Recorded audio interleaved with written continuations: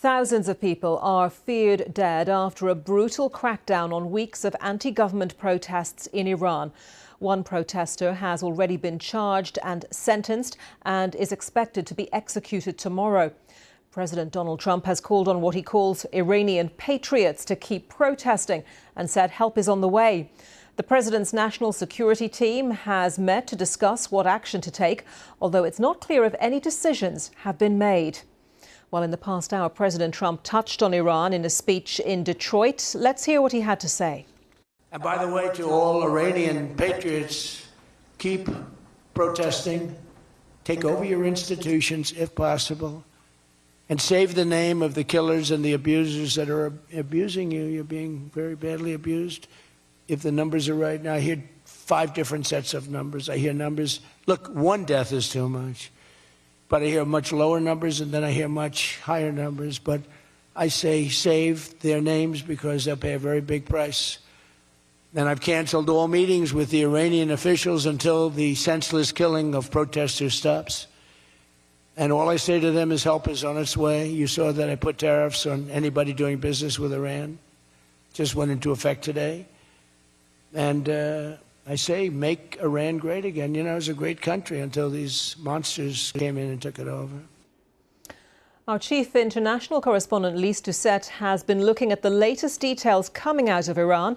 Here's her report.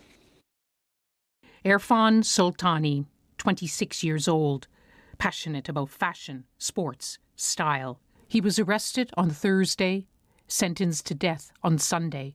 His family was told he'll be executed tomorrow. Iran's rulers are fighting back at speed.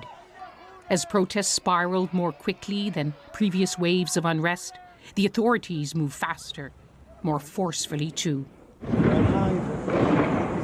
Today, a message of help for protesters. Keep protesting, Donald Trump told them. Take over your institutions. They will pay a big price, he warned, announcing he's cancelled all meetings with Iranian officials. But what kind of help is on its way? Today, journalists waited outside the White House to hear more, but the president gave nothing away on Iran. This evening in London, the Iranian ambassador was summoned, more sanctions announced, and there was a statement in the House of Commons. The United Kingdom condemns in the strongest of terms the horrendous and brutal killing of Iranian protesters, and we demand that the Iranian authorities respect the fundamental rights and freedoms of their citizens. Messages sent to the BBC's Persian service reveal much more. Tell your audiences there isn't the slightest trace of humanity left. Tell them it doesn't matter if someone is old or a child. In their eyes, everyone is a terrorist.